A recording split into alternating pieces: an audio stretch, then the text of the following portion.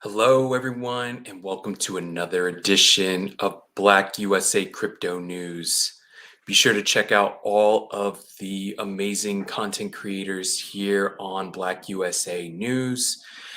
Of course, cannot forget Donnie Glover. He's doing shows pretty much every day now, I'm pretty sure, on in the mornings. So be sure to check him out.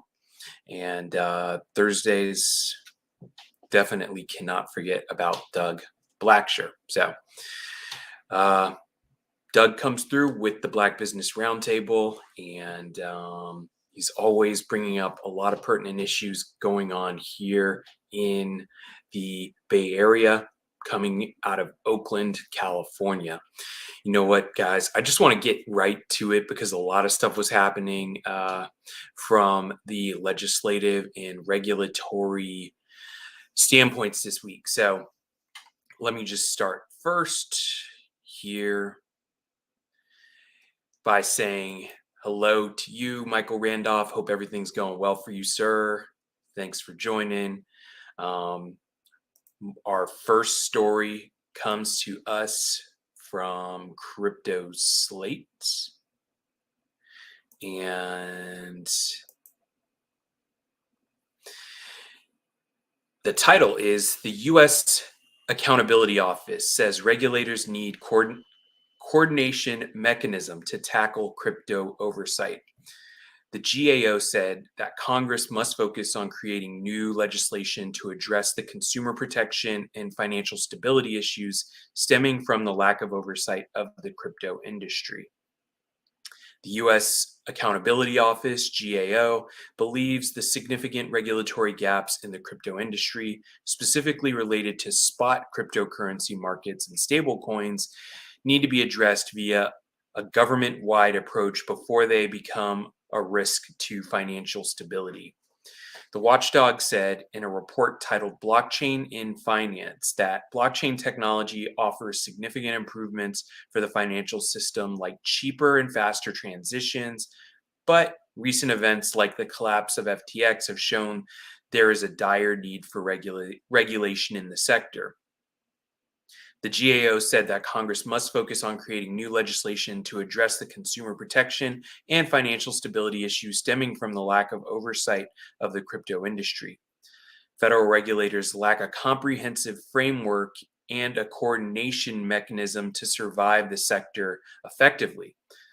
According to the report, quote, a formal coordination mechanism for addressing blockchain related risks, which could establish processes or timeframes for responding to risks, could help the federal financial regulators collectively identify risks and develop timely and appropriate responses. So this is very interesting because it seems as though the GAO wants to have a measured approach to regulation in crypto, which is a good thing, in my opinion. And the coordination aspect is also important, right? You want the CFTC to work well with the SEC in some of the decision making, as well as sharing resources. Resources shouldn't go to one agency to make all of the decisions that are financially based as it pertains to crypto. So, like I said, I think the GAO is making a very good request, and I hope that their recommendations are taken to heart here with some of the regulatory issues that are we're facing here in the United States. So let me move on to our next story here, which also comes to us actually from Decrypt. And it is titled The SEC Issues Warnings Over Misleading Crypto Audits. The SEC warned accounting firms working as crypto auditors could be censured or suspended if they're linked to misleading marketing. The SEC warned accounting firms working as crypto auditors to be careful how their reports are marketed, lest they be censured or suspended. Paul Munter, The SEC's principal advisor on accounting and auditing matters wrote in a statement on Thursday that crypto companies have marketed their relationship with accounting firms as auditors despite their work not strictly fitting the definition. Munter points to the Public Company Account Oversight Board, PCAOB, publicly stating that, quote, proof of reserve reports are inherently limited and that, quote, customers should exercise extreme caution when relying on them to conclude that there are sufficient assets to meet customer liabilities. It appears that the SEC is cracking down on crypto companies claiming that, quote, proof of reserve reports are financial statement audits. Quote, as accounting firms increasingly engage in this sort of non audit work, their clients' marketing and terminology risks misleading, suggesting that these alternative non audit arrangements are at parity with or even more precise than a financial statement audit. Munter wrote in his statement, such suggestions are false. Non audit arrangements are neither rigorous nor as comprehensive as a financial statement audit and may not provide any reasonable assurance to investors. Well, this is important. I'll say that. There are a lot of crypto projects out there that say that they have been audited. Sometimes they will fraudulently use public accounting firms and say that they're working with them when they're not. So, yes, that can be true. And from what I understand and from what I've heard, and not necessarily a matter of fact, some of the audit firms, of course, not the big accounting firms, the large accounting firms, but some of the audit firms that are focused strictly on doing things in crypto sometimes are not always doing the best job. Or it's more of a thing of, okay, hey, if you pay us, we'll say we audited it. So I think the SEC is right here in saying that not all audits can be trusted. So please keep that in mind when you do see that. Get a sense of how the audit was conducted and for what reason, and what were they doing. What does their audit report actually say? And any questions that arise out of that audit report obviously should be scrutinized. So be sure to do that. Do your due diligence when it comes to these audits, for sure. Now let me go to our next story that does come back to us from Decrypt, and it is titled "A Suite of Crypto Legislation Passed the House Financial Services This Week." The Republican-sponsored package is one of the most concerted efforts to pass federal crypto legislation to date. On June 27th, the Financial House Services Committee advanced 7 pieces of legislation concerning critical issues in digital asset regulation. They will now proceed to a full vote in the House. A Republican-led effort, the bill's progression is a significant legislative moment for cryptocurrency regulations. Opposition remains, however, from Democrats on the committee. Representatives Maxine Waters, for example, said this bill heeds the calls from the crypto industry while disregarding the views of the administration, the Securities and Exchange Commission, and consumer and investor advocates. The effect of the legislation. The bills are part of a broader legislative effort to regulate digital assets, with lawmakers set to consider a separate bill related to the issuance of stablecoins. Despite some resistance, this movement symbolizes the most significant legislative action in the crypto space thus far, with potential implications for the future of the digital asset landscape. Among these, the Clarity for Payment Stablecoins Act of 2023, H.R. 4766, sponsored by Chairman Patrick McHenry, Republican of North Carolina, promises to shape the regulatory environment for stablecoin issuers. The legislation seeks to establish regulatory clarity and bolster consumer protection with federal guardrails while simultaneously encouraging innovation. Representative Warren Davidson, Republican of Ohio introduced the Keep Your Coins Act of 2023, H.R. 4841, which aims to protect consumer rights to maintain custody of their digital assets in self hosted wallets. The bill is a response to the FTX failure and aims to avoid the risk associated with centralized third party custody. The Guiding Uniform and Responsible Disclosure Requirements and Information Limits Act of 2023, Guardrail, H.R. 4790, presented by Representative Bill Huizenga, Republican, Michigan, proposes changes to the SEC disclosure regulations requiring companies to disclose only material information. It mandates the SEC to clarify any non-material disclosure demands and assesses the potential impact of the Corporate Sustainability Due Diligence Directive, CSDD, and Corporate Sustainability Reporting Directive, CSRD.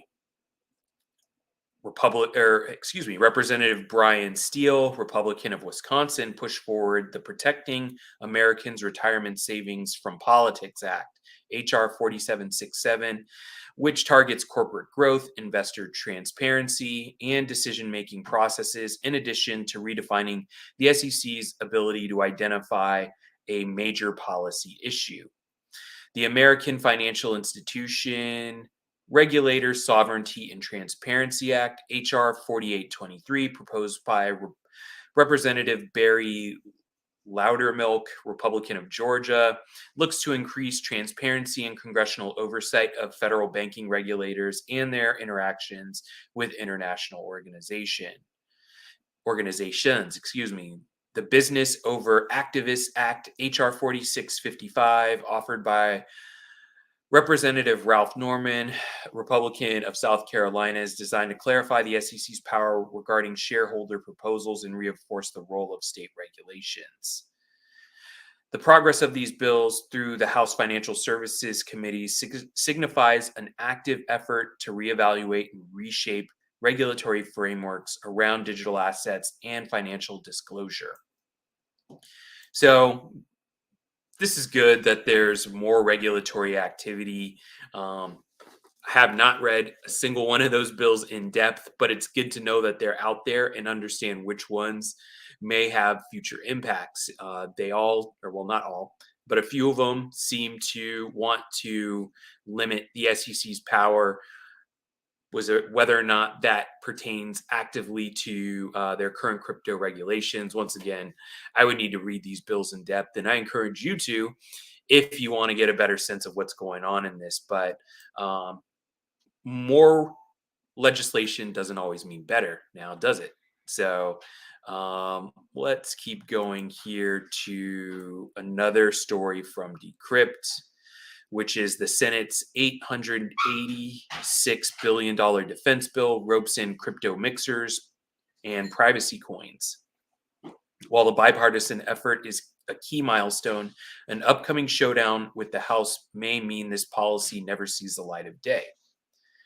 Crypto mixers and privacy coins might be about to face a fresh crackdown in the United States. An amendment designed to tackle anonymous transactions and illicit activity has been tackled on the 2024 National Defense Authorization Act.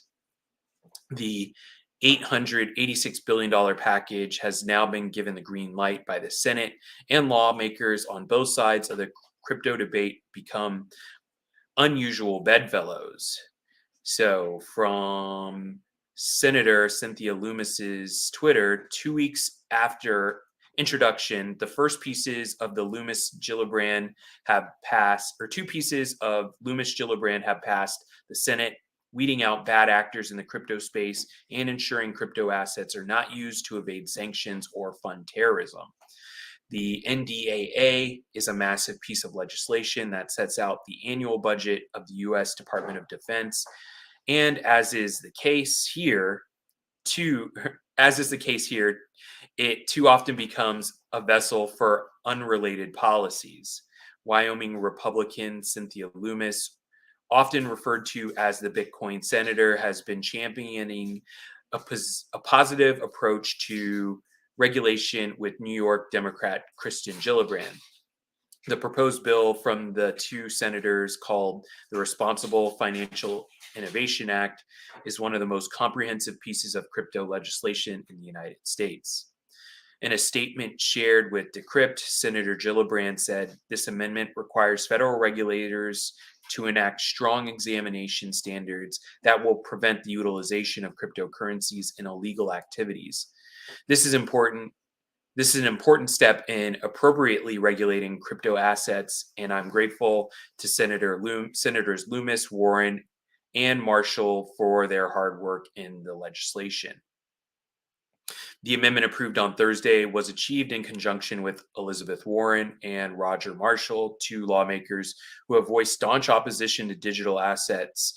The amendment also includes portions of the joint bill from their joint bill, the Digital Asset Anti I'm guessing Money Laundering Act. Excuse me. It says Monty, so got a little thrown off there. But well, I think these are always good to make sure that there are less illegal transactions or illicit transactions or money laundering taking place with crypto. But that begs the question: is there a place for privacy in blockchain transactions? At a certain point, I'm sure once enterprises begin to onboard more, there will be enterprise privacy to protect things like trade secrecy, as well as making sure that corporations keep their edge, their corporate edge in business, and keep their market share. Because if some of these transactions are on a public blockchain, you know, are your trade secrets then privy to your competition? So I'm quite sure at some point corporations are going to want to have some degree of privacy in the business that they conduct. Obviously, not to the extent that's criminal, but once again, to protect their trade secrets and market shares in their industry.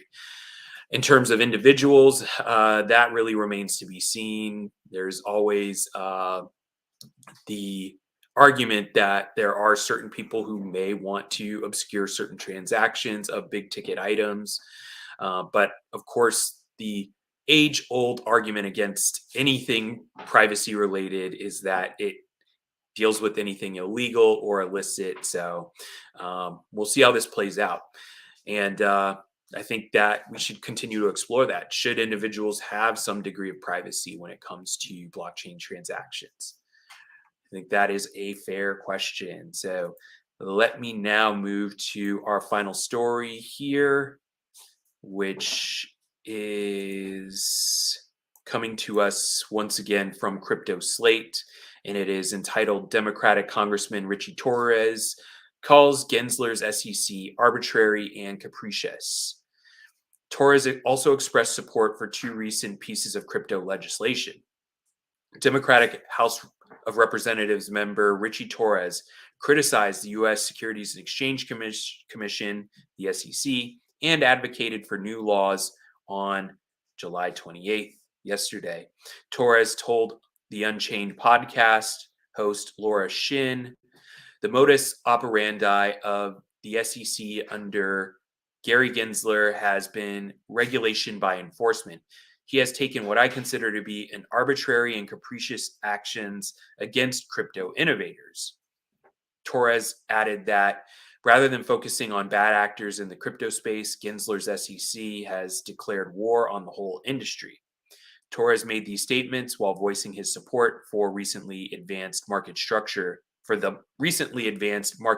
bill, the Financial Innovation and Technology Act, or for the, the Financial Innovation and Technology for the 21st Century Act, otherwise known as FIT. As explained by Torres, that act would define which crypto assets are under the purview of the SEC, which would have jurisdiction over an asset until it is demonstrated that the asset is sufficiently decentralized. The crypto asset would then be considered a commodity and enter the jurisdiction of the Commodity Futures Trading Commission, the CFTC. On July 26, the House Financial Services Committee passed the FIT Act, with Torres being among the lawmakers who voted in favor. Torres also supports stablecoins. Torres said that he supports a second bill that would set out regulations for stablecoins and ensure that those assets are fully reserved. He also called stablecoins the clearest usage case of crypto and said that he supports giving stablecoin issuers a choice between federal and state regulations, such as New York's BIT license. Despite Torres's endorsement, the relevant stablecoin bill recently failed to reach a bipartisan deal, according to reports from Reuters on July 27th.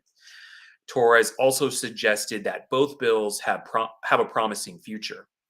The market structure passed with 6 Democratic votes, and Torres suggested that he expects the stablecoin bill will receive even more than 6 Democratic votes.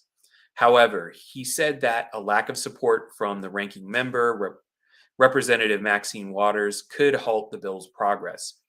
Addressing arguments that the Democratic Party members are largely opposed to crypto development, Torres noted that many recent pieces of cryptocurrency legislation have received bipartisan support.